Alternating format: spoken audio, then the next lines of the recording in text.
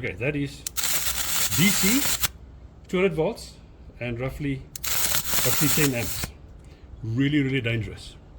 So the experiment we're going to do now is to see what the effect of these flames are on a PVC pipe and then on wooden rafters. As we know, the SANS 10142 says that all unprotected DC cables like these need to be in a non-flammable conduit and preferably metal.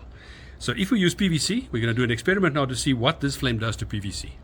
Okay, I've always been intrigued to know what this flame is going to do to normal PVC conduit. The cable's burning, but the PVC is not burning. So I accept that we can assume that the PVC it melts, but it doesn't burn. If you decided to install your PV cables and not put it in a PVC conduit or any conduit of sorts, then most likely you're just going to have them wired or resting on your rafters inside the house. So let's assume this is the rafter in the house. I just want to see what is going to happen to the wood if you now make this flame. Sure, I'm blinding myself.